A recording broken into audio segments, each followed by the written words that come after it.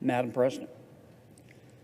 Madam President, I want to talk about the American Taxpayer and Medicare Act, of which I am a sponsor. Co-sponsoring this legislation with me are Senator Graham, Senator Hagerty, Senator Tim Scott, Senator Rick Scott, Senator Blackburn, Senator Hawley, Senator Cotton, Senator Bozeman, and others who are likely to join. I'm going to make a few remarks about the bill. A number of my colleagues would also like to comment about my bill, so I will be yielding to them, and at the end of my colleagues' remarks, I will have a motion to make.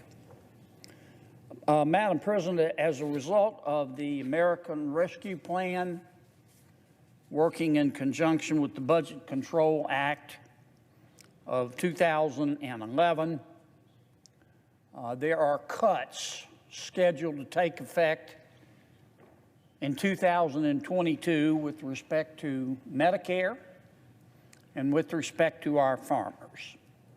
Medicare specifically, unless my bill passes and unless this body takes action, will be cut $36 billion.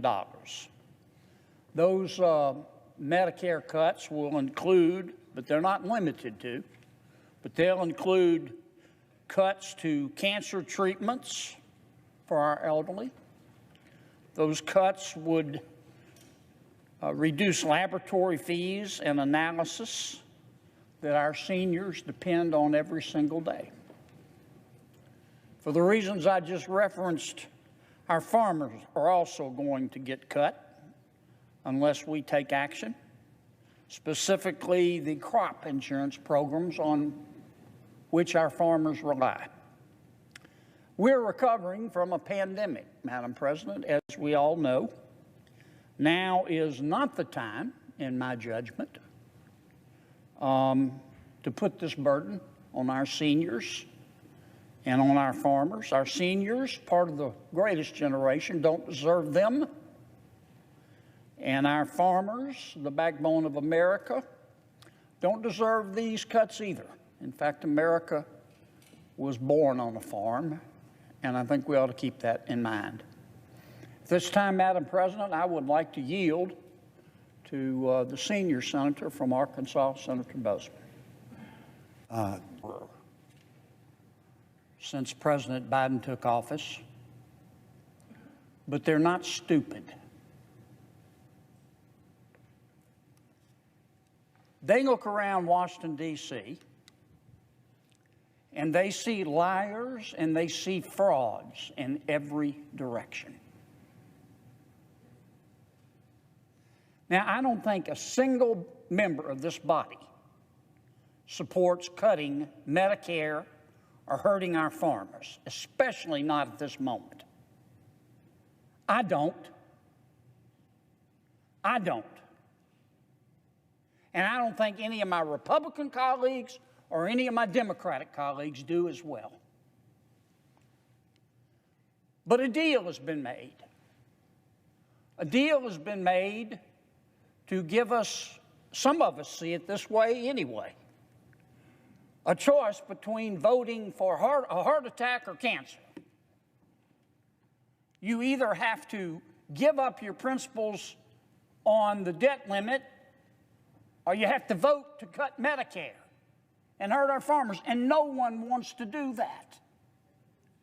I understand that people disagree over the debt limit, but there's no disagreement in this body over not cutting Medicare and not hurting our farmers. Now, I'm labor. I'm not part of management. Don't want to be part of management.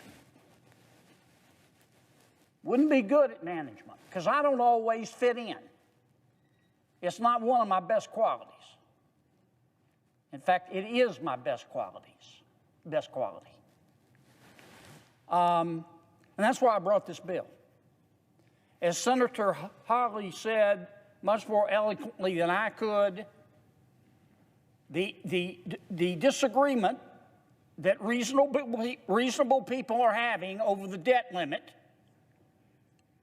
has been conflated in a cynical attempt to fool the American people by putting them both in a bill that we're going to shortly be asked to vote on. And we're going to be asked to give the American people either a heart attack or cancer. You got to choose. And I don't have to make that choice, and I'm not going to make that choice. And that's why I brought this bill. I do not agree with my Democratic friends about the debt limit. I don't support Build Back Better. I understand many of my Democratic friends do. I understand President Biden does. I understand Senator Schumer does. I understand Speaker Pelosi does. And I respect that. But I don't support it. Now, they're going to try to pass Build Back Better, and they're going to try to implement it. But they can't do it without raising the debt ceiling. Now, if I don't support the Build Back Better bill, why would I want to allow them to borrow the money to implement the Build Back Better bill? I don't. And I'm not going to break my word and vote to do that. If my colleagues want to do that, that is their business. I don't tell people how to vote. If I'm ever asked how to vote, I almost always say, follow your heart, but just take your brain with you.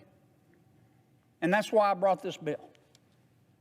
And I want to make it very clear. And you can write this down and take it home to mama. I do not support cutting Medicare.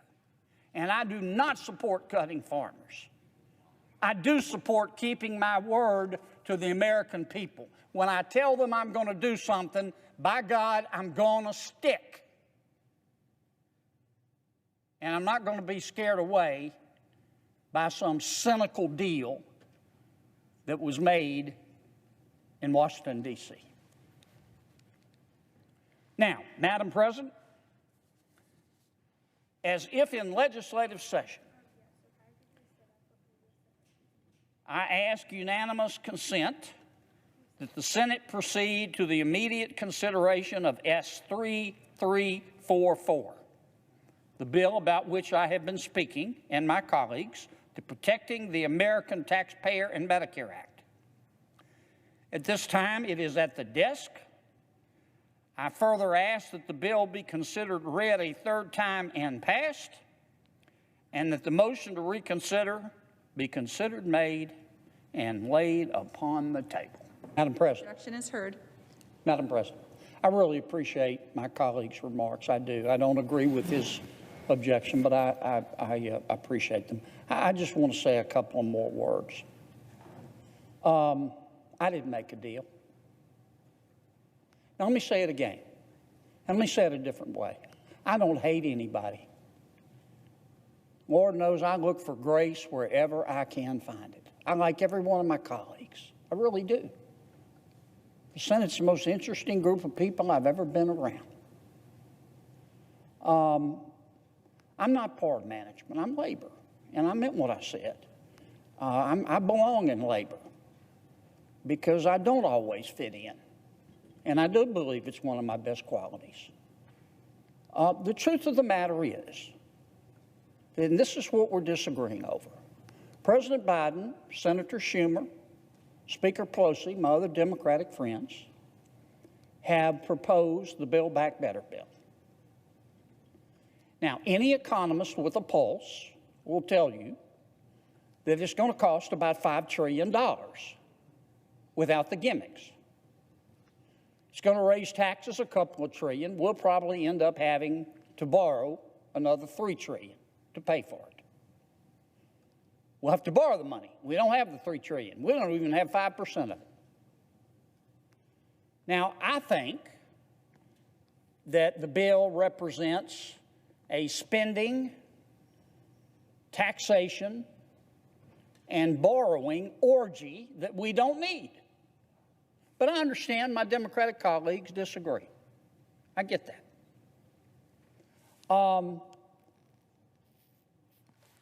My Democratic friends can't pass and implement the bill without raising the debt limit. That's just a fact, because they won't be able to borrow the money. Now, if I don't support the bill, why do I want to support allowing them to borrow the money, especially when Senator Schumer, my friend Senator Schumer, can do it on his own? He can do it before the weekend is out. All he's got to do is do a simple amendment to the budget resolution. What am I missing here? And I know a deal has been made, and some people are going to vote for it. You're not looking at one of them. And I respect their right to make a deal, but I didn't make a deal. But I've been put in a position of saying, okay, Kennedy, we're going to show you. You got to choose between keeping your word to your people or cutting Medicare. And we wonder why Congress polls right up there with skim milk. That's why they look around and they see frauds and liars in every direction. I really regret that my bill didn't pass, because it would have protected our elderly. And I do support protecting our elderly. And it would have protected our farmers. And I do support protecting our farmers. And this so-called deal puts them both at risk. Thank you very much, Madam President. Madam President. Senator from South Carolina.